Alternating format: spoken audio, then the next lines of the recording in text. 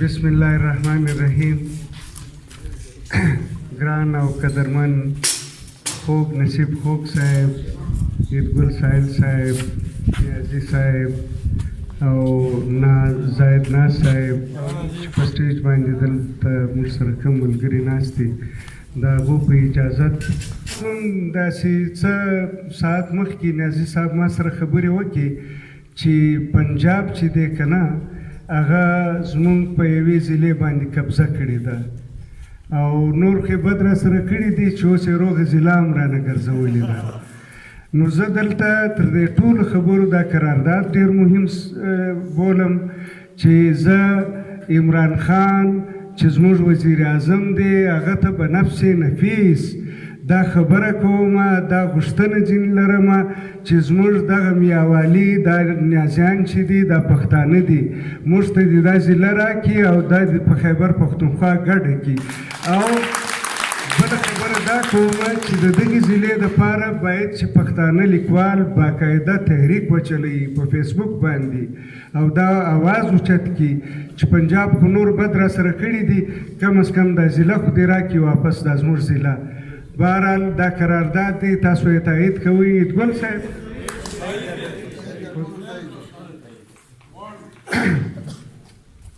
او دویمه خبره دا ده چې نن د نور قاسم پښتون صاحب د شعري مجموعې مخکتنه ده او یقین ومنئ دلته یو چا خبره وکړه چې محمود ایاز د خړ پړ کلي ته راغلی دی. زه خړ پړ پښتون یم، دا خړ پړ کلی دا زما افتخار دی، زه په دې فخر کوم. او بیا بله خبره چې د خوشحال خان پلار هغه دلته اوسېدلی دی، زه خو ډېر وړوکی سړی یم، نو دا خاوره دا ځای دا زما دپاره د افتخار او د ډېر وقار ځای دی. د نور قاسم پښتون د کتاب مخکتنه ده، ما د هغه په دې کتاب باندې باچا هم لیکلی ده او دا خو زه نه وایم چې ما به څومره انصاف ورسره کړی، خو تاسو ته په دې سټیج باندې زه اعلانیه دا خبره کوم چې دا ډېره مهمه مجموعه ده، دا ډېره معیاري مجموعه ده، دا یقینا زه په تاسو باندې زیری کوم چې پښتو شاعري ته یو بله ډېره درنه مجموعه راغله. زه خوږ نصیب صاحب ته، ظهیر خټک صاحب ته او دلته چې ناست کوم شاعران او لیکوالان دي و هغو ټولو ته مبارکي ورکوم. د نور قاسم صاحب په شعري ټولګه چې دف غږیږي او د دې مجموعې ټایټل چې دی زما ورورې جوړ کړی دی تمثیل افسا د سید ګوهر صاحب لور ته، او زه مطلب دا افتخار هم زموږ کور ته حاصل دی چې د کتاب ټایټل چې دی هغه تمثیل افسا جوړ کړی دی.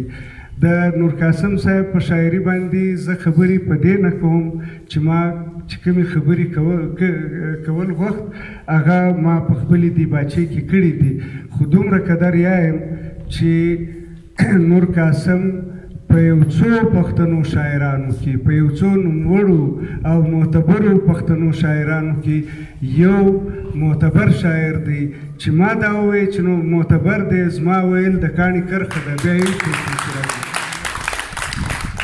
بهرحال زه په دې مجموعه و ځان ته مبارکي وایم. نور قاسم صاحب ما ته ډېر رانږدې دی، هغه لورلایي ته هم زموږ کور ته راغلی دی، کوټې ته هم راغلی دی.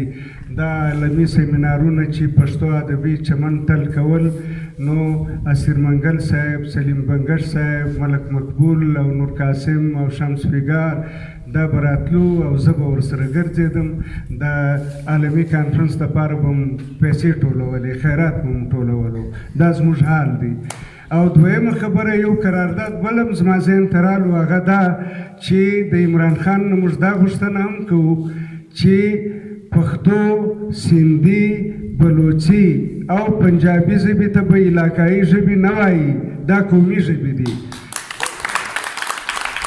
او اردو یو مهاجره ژبه ده هغه د دغو څلورو قومي ژبو په مرګ ژوندی ده، د دغو څلورو قومي ژبو خونې کړی دی او اردو ژوندی ده او زموږ ژبې د هغو هېڅ قدر و قیمت نشته.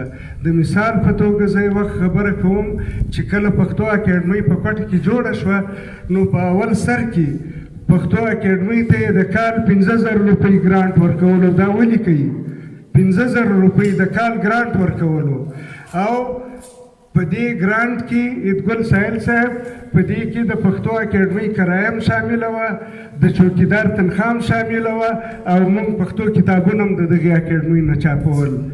او شیم خو یو وار ورته ووایي که نه دا حکومت ته. ښه دویمه خبره دا د پښتانه د پښتنو سیمې یعنی له ډېرو مشکلاتو سره مخامخ دي. موږ له حکومته څخه دا غوښتنه کوو چې بایي بس دی دا زموږ له سیمو سره تاسو ډېره دښمني وکړه، مزید دښمني مه ورسره کوئ. او یوه بله خبره زه دا کول غواړم چې زه خو چې دلته رالم ما سره خلکو ډېر نشستونه وکړل او څوکه مې په ځان باندې شک پیدا کېدی چې یاره دا کېدی چې ته به ښه لیکوال یا به ښه شاعر په یو غلطفهمي کې مبتلا وم. خو دلته چې د عید رحمان عید چې زما غزل په ترنم وویله ولا بس غلطفهمي مې په یقین بدله شوه چې یاره دا خو واقعي زه ښه شاعر یم. نه په سندرغاړو پسې منډې وم نه یې دروازې ټکوم، زه شاعر یم. بس صرف دغه سړی دی دا زما غزلې زمزمه کوي، زه د لرې برې پښتونخوا بس یم، زما شاعري یې بس ده. او دویمه خبره چې کومه کول ما غوښته هغه دا چې زه د ظهیر خټک صاحب او د دغې ټولنې د همکارانو د ملګرو بیخي ډېره شکریه ادا کوم چې ماته دا عزت را وبخښلی او ماته د صدارت کرسۍ را وبخښله. زه د دې جوګه نه یم، زه ډېر وړوکی سړی یم، زه ډېر ملنګ سړی یم. زه دا وایم چې او دویمه خبره چې دلته په دې نشست کې کومو شاعرانو شعرونه وویل په هغه باندې یو دوې خبرې کوم چې د ځینو شاعرانو دومره ښه شعرونه ما واورېدل، دومره مطلب معیاري شعرونه ما واورېدل. یو نظم و چا وویلو د سړی مړی او مور چې مطلب وچه ډوډۍ خرڅه کړې وه او هغه ته یې کتاب یقینا منه ما وژړل. اوس دا ځوان هلک و هر څوک چې دی زه یې نه پېژنم خو په هر حال زه ډاډ ورکوم، زه شاباسۍ ورته وایم. او داسې ځینې نور ملګري وو هغوی ډېر ښایسته شعرونه وویل. خو یو خواست درته کوم چې دا پښتو شاعري دا دومره آسان کار نه دی. دا باقاعده هر شاعر، هر ادیب، هر دانشور هغه باید چې په خپل کور کې یوه مخصوصه لایبرري ولري د ښو کتابونو، یعنی د دنیای ادب، د نړیوال ادب ښه معتبر لیکوال، ښه معتبر شاعران یعنی هغه باید چې د ده سره په دا المارۍ کې موجود وي او دی هغه شاعران ووایي چې تر څو پورې ویلي نه وي دا خلک یعنی دی په شاعري کې کما کوو پروګرس نشي کولی. یعنی که یو څوک نثرنګار جوړېدل غواړي، نقاد جوړېدل غواړي، شاعر جوړېدل غواړي هغه به د کتاب سره عشق کوي، تر کتاب ښه دوست نشته. دا زما د پلس ماینس مطابق زه دا خبره کوم. بله خبره دا ده چې اردو ژبه هغې د دنیا ټول مهم کتابونه اردو ژبې ته راواړول، یعنی د نفسیات، د فلسفې، د تنقید، د ادب، د تصوف، د اساطیر او دا چې نوي دا تنقیدي مکتوبونه شروع سوي دي، ساختیات و پس ساختیات، مابعد جدیدیت، د دغو ټول اصطلاحات یې اردو ته راواړول او ټول مهم کتابونه یې د تنقید او د فکري لټریچر زیات کتابونه د نفسیات او فلسفې هغه اردو ته راوژباړل. زه دا وایم که یو سړی یو نثرنګار هغه د تنقید په میدان کې مطلب څه کولی نه شي، هغه باید چې دې ته لستوڼي راونغاړي، یو کتاب منتخب کړي، که نه ورته معلومیږي ما نه دې پوښتنه وکړي، زه به کتابونه ورته چوایس کړم، لستوڼي دې ورته راونغاړي او دا کتابونه دې پښتو ته راواړوي، دا به ټولو پښتنو لیکوالو ته ګټه رسوي. دا زه تاسو ته ډېرې مهمې خبرې کوم. خبره دا ده چې تر څو پورې موږ په دې شیانو باندې ځان پوه نه کړو نو دا پښتو ژبه دا په یوه معنا هم مطلب په یوه صورت کې هم دا پروګرس او پرمختګ نشي کولی. نن د شاعري د کمپیټیشن دور دی. دا زه دا خبره کوم چې نن په شاعري کې د کمپیټیشن دور شروع شوی دی. خبره دا ده په پښتو کې دومره ښه شاعري ده، دومره ښه شاعري ده، خو بهرحال بدمرغي زموږ دا ده چې موږ په پښتنو کې یو دا رنګه سړی نه لرو چې هغه دا زموږ شعرونه انګریزي ته وژباړي او ټولې دنیا ته یې واستوي چې هغه دا شاعري وګوري. زه دا په یقین سره یم چې هغه به اک بک پاتې سي، که انګریزان دي، که فرانسویان دي، که چینیان دي، که روسیان دي، که هر څوک دي، صرف کاظم خان شیدا هغه دې وژباړي، د هغه شاعري دې وژباړي. تاسو یقین ومنئ دا دومره ریچ پویټري ده، دومره لوړه او معیاري شاعري ده چې دا د دنیا لوی لوی ادیبان به ورته حیران وي چې دا څنګه خلک دي. یعنی دا پښتانه چې دي دا فطري شاعران دي. ټپه یې تر ګردو لوی دلیل دی. پښتو ټپې خو به تاسو اورېدلې وي. زموږ په علاقو کې دا کاکړي غاړې وایي، دا ښځې یې وایي، نارینه یې وایي. دا دلیل دی چې پښتانه ګرسره فطرتاً شاعران دي. بهرحال ډېرې خبرې زما په ذهن کې وې، خو اوس ولاک خبر یم چې ولې خوند نه راکوي. زما خیال دی خلک ډېر لاړو او دا باید چې دا خلک نه وای تللي. ګوره داسې تقریبات چې دي او چې په کلي کې تاسو لمانځئ، بلکې دا خلک پوه کوي چې باید داسې تقریبات خو هر وخت نه کېږي. او دا په دې کې ګوره ډېر اهم خلک وي، ډېر ښه شاعران وي، دا خو د دې پښتو ژبې خدمتګاران دي. نو دا د کتابو خبره چې ما درته وکړه، په دې درته وکړه زما په کور کې لایبرري د 15,000 یا 12,000 کتاب پکې وي، ما پیسو اخیستی دي او خاص کتابونه ورپسې ګرځېدلی یم، د چوایس کتابونه مې اخیستي. زما په څنګ زما د مشر ورور کور دی سید ګوهر، د هغه په کور کې 15,000 کتابونه دي او قلمي نسخې زما خیال دی تر سر پورته د هغه سره قلمي نسخې دي. یو مثال به زه درکړم چې یعنې یو جینمن رایټر، یو جینمن پویټ، یعنی یو ښه معیاري شاعر یا ښه معیاري لیکوال یا نقاد هغه څنګه وي. د هغه زه یو مثال درکوم. زه یو ورځې د سید ګوهر صاحب دا زما مشر ورور دی، د هغه په کور باندې په زینو باندې ختم، نو هغه غږ را باندې وکړو چې ته دلته راشه. چې زه ورغلم مال خیر دی، وایي ته کښېنه. چې زه کښېنستم بل وار راته وایي خبرې د شپې ما سره څه وشو؟ ما ورته وایي څه وشو؟ وایي زما د قلمي نسخو پیټۍ نه ده، یعنې کاټن، وایي بس په هغه کې یو قلمي نسخه وه، په هغې کې مې ډېر زیات سوچ بند و. ما دا مې داسې په سرسري نظر کتلي وای چې په دې کې څه دي، یعنې په کومه موضوع باندې دا کتاب. وایي قلمي نسخه مې راواخیسته، بس ما وی 2 پاڼې به د سر ووایم، ځینې به د میان ووایم، بیا به په آخر کې ووایم، بس وبې ګورم. وایي ما چې قلمي نسخه شروع کړه، د سر نه یې واخې، دومره معیاري قلمي نسخه وه چې د سر نه یې واخې تر آخر پورې یې په ما ځان وویلو. او دا 2.5 کاله مخکې کتاب و. نو بیا راته وایي خبرې بیا ما څه وکړو؟ وایي بیا مې دا کتاب داسې بند کړو، بیا مې څپ کړو، بیا مې په داسینې باندې کېښو. نو بیا راته وایي خبرې د دې نه وروسته بعد ما څه وکړو؟ ما یې څه دې وکړو؟ وایي بیا مې په دا 2 لاسونو ځان ته لعنت وویلو چې 2.5 کاله مخکې هم دومره عالمان تېر شوي دي، تا څه کړي دي؟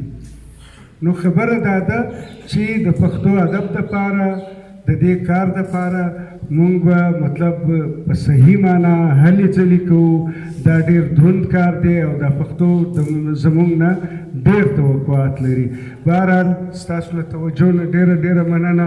عیدګل ساحل صاحب ما سره نن بیخي ډېرې خبرې وې او ټولې بېرته راسره وړم. بهرحال نو ډېره مننه. یو څو شعرونه به درته ووایم.